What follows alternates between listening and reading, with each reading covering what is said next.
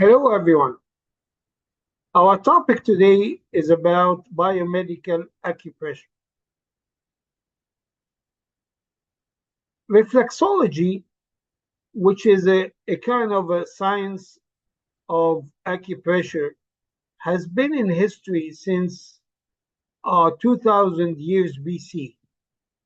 And we have a record about it in Old Egypt, where the doctor is doing reflexology to his patient. And the patient is asking the doctor not to hurt him. And the practitioner is replying, I shall act so you praise me. The National Center for Complementary and Alternative Medicine uh, basically defined CAM therapies as a group of diverse medical and healthcare systems, practices, and products that are not generally considered part of conventional medicine. CAM therapy plus conventional medicine equals integrative or holistic medicine. CAM therapies can be divided into 5 categories. The one that we're really concerned about today is the manipulative and body-based therapies. Pain and suffering. Pain affects around 100 million people in the United States and 1.5 billion worldwide. Chronic pain is related to negative mood, physical dysfunction, depression, and high caregiver burden. One of the old classics of internal medicine that's been described is the Yellow Emperor Classic of Internal Medicine, which was compiled in the 2nd century BC. And basically, this book is a dialogue between the emperor and his private doctor. And they talk about many old traditional Chinese disciplines, including stuff like acupuncture and others. Acupressure is just one of a number of Asian bodywork therapies with roots in traditional Chinese medicine. Other examples include medical qigong and tuina therapy. Shiatsu is a Japanese form of acupressure. To understand acupressure in the light of traditional Chinese medicine, you have to understand the concept of yin and yang and also the qi. So the yin and yang are basically opposite forces, and it's a metaphor. And basically, when you do your medical intervention according to the traditional Chinese medicine, you want to balance these two forces together, the yin and the yang. How about the qi? The qi is the vital energy that's running in the meridians throughout the body and is connected to the internal organs. When there is a blockage, there is pain. So applying acupressure or acupuncture is the rationale is basically to unblock these meridians. So the flow of energy or the chi goes a bit back again into the meridian smoothly. There's so many types of massage therapies, okay, in the CAM therapy category here. We're going to talk about, a few of them, but we're concerned today about acupressure and basically reflexology. So one of the techniques is the Swedish massage. And these are the five elements of Swedish massage: uh, effleurage, petrissage, friction, taputment, and vibration. Also, we have the Thai massage. We have the shiastu, which is a Japanese kind of massage with the very similar principles to the TCM, but more, uh, variable techniques. But also, the shiastu depends on the meridians and the yin and yang and all that stuff. And then we have hot stone massage. We have a kind of a Hawaiian massage called Lumi Lumi. Also, we have a very famous type of Chinese massage. It's called the Tuina therapy. And then we have the cupping massage, and we talked about it in the cupping therapy presentation. Also, we have aromatherapy massage, where we use different types of aromatherapies, during the treatment here. The most famous one is the lavender, which promotes relaxation and sleep. But we have others. So how acupressure works? Well, the acupressure works by uh, balancing the yin and yang and ensuring the smooth flow of chi or energy in the meridian system. Acupressure is used to address pain, stress, headaches, insomnia, nausea, and muscle tension by stimulating acupoints. It, it might actually be it might be the result of reducing stress and cortisol levels, increasing endorphins, enhancing blood circulation, promoting relaxation, and overall well-being.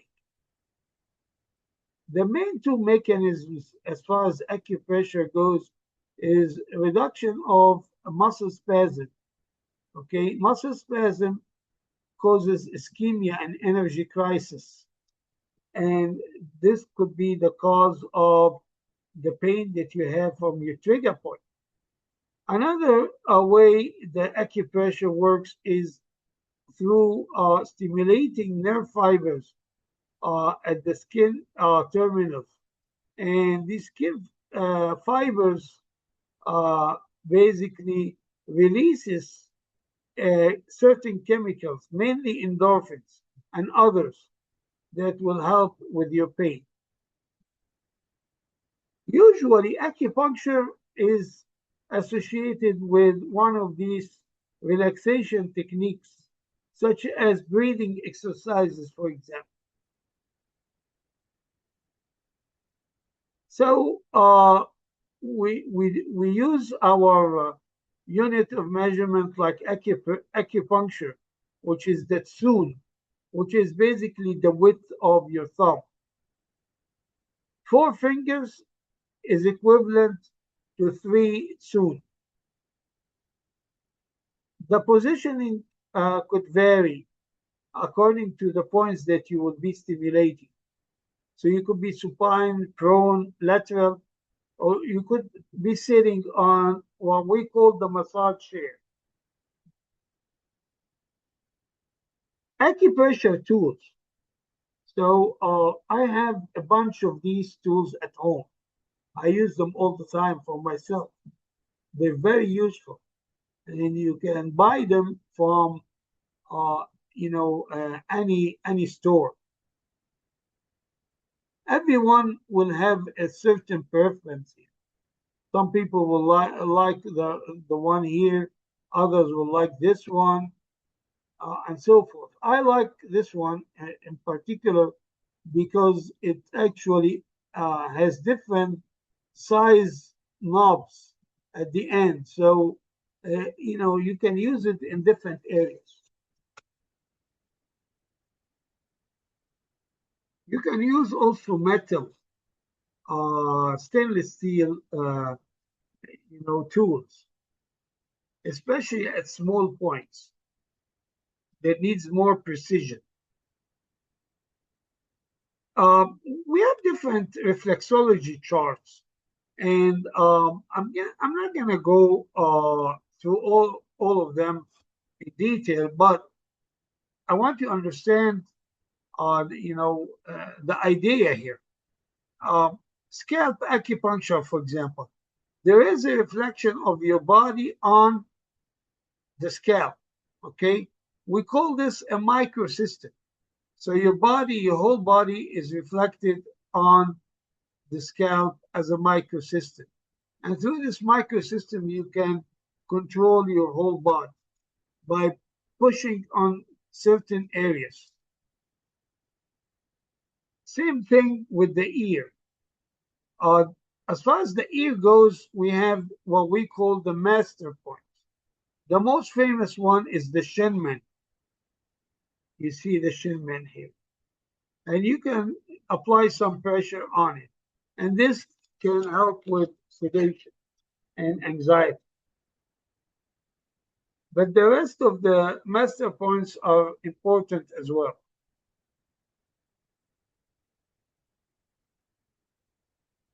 There's one for foot, and there's one for hand.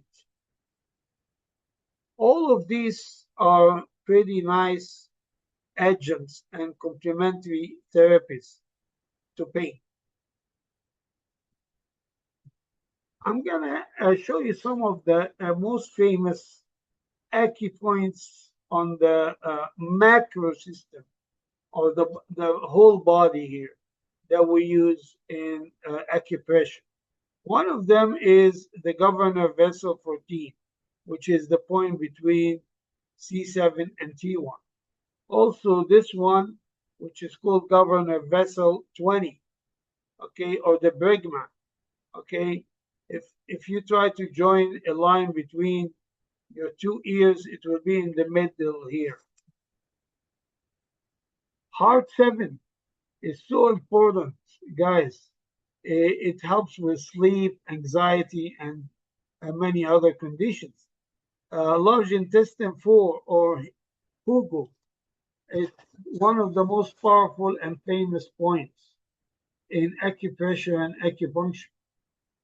Liver 3, which is the equivalent to large intestine 4 in the feet.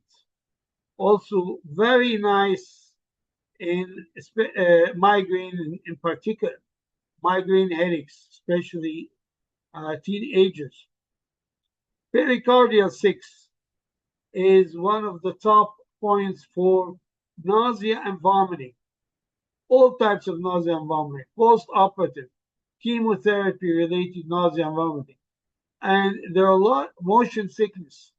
There are a lot of research as far as this point goes, and they even do, like, they put like a pellet there, and they use it when they need it. A triple energizer 17, or the great auricular point, just here in front of the mastoid. And another one, triple energizer 5, which is basically between the radius and the ulna, uh,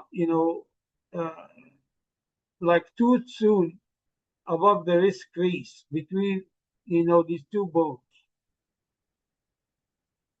Spleen 6, especially basically three zones above the median malleolus, extremely useful for gynecological problems. And you have spleen 10 as well, very useful for knee pain and other types of pain here. Gallbladder 20 and gallbladder 21, most famous points for headaches and neck pain. All right, these are like very powerful points. Gallbladder 34 on top of the common perineum, they're also very useful. systemic points here. Stomach 36, especially for GI issues, and stomach 44. Bladder 40, which is in the middle of the popliteal fossa, and this is useful for sciatica pain. And bladder 57, in the middle of your gastrocnemius muscle, and this is very useful for sciatica as well. Okay. Then we have kind of contemporary points called the ASAD points, anxiety, stress, and dyspnea points. And we use them for palliative settings.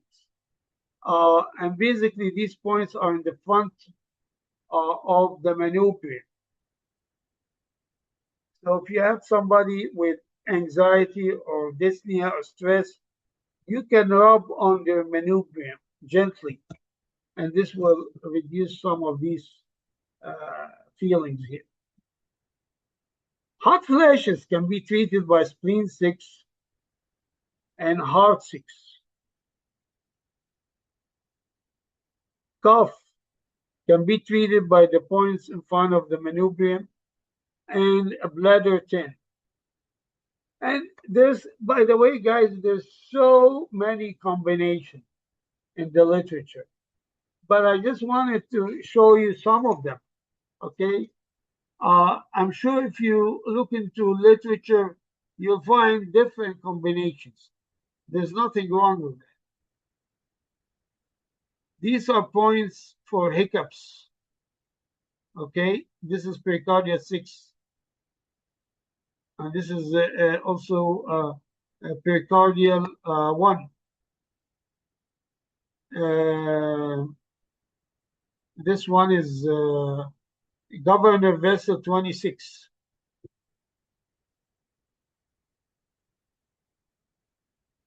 How about sleep? One of the famous points are the MEN, which is an extraordinary point, all right, at the mastoid process here. Also heart 7. Yin Tang, which is, a governor vessel 24.5, and spleen 6.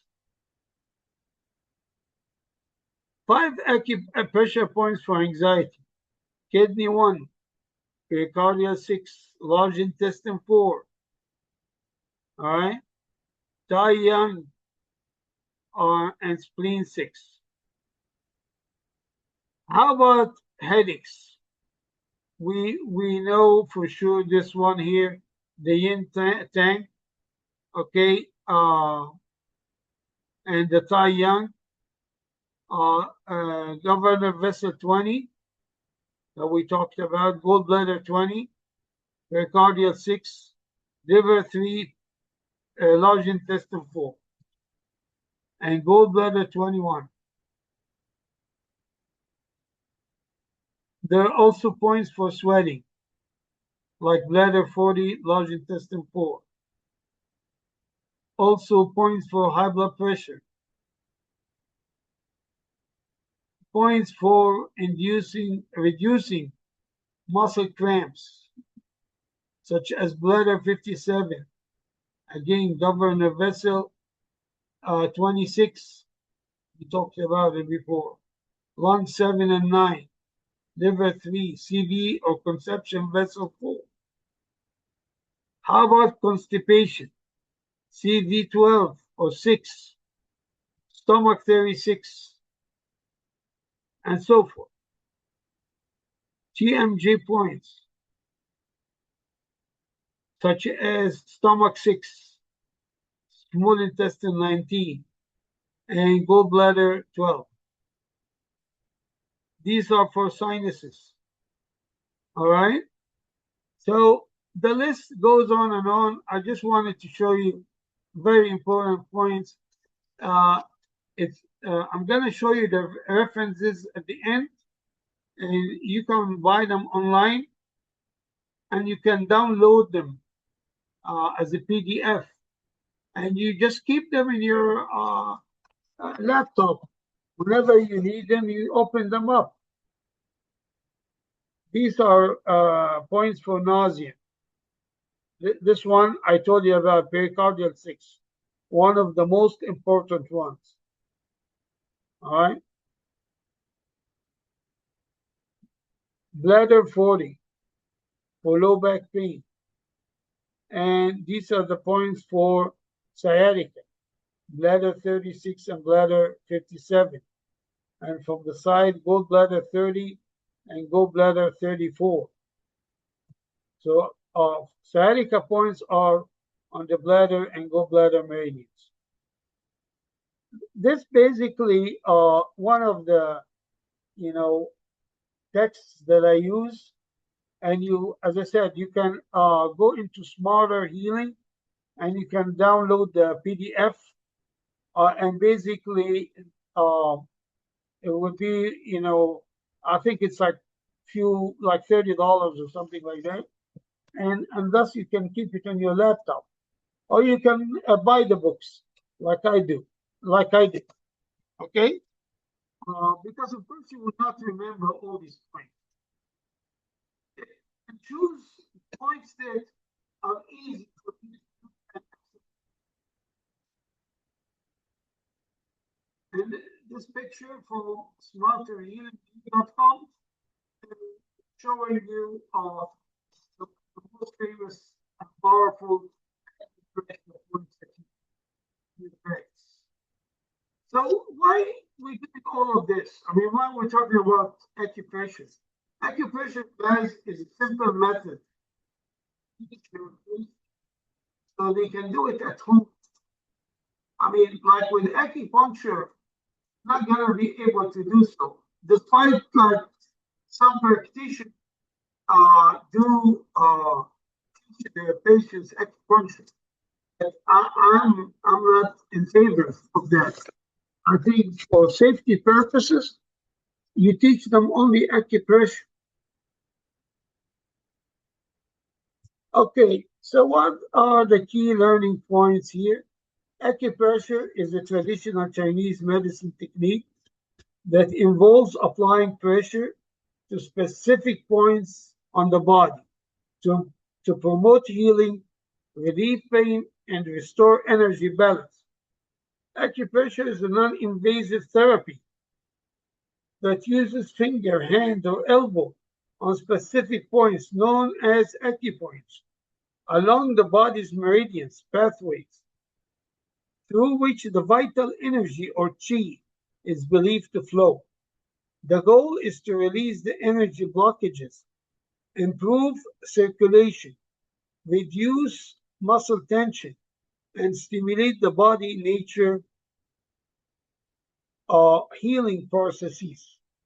Unlike acupuncture, acupressure does not involve needles, making it safe and accessible for self treatment at home.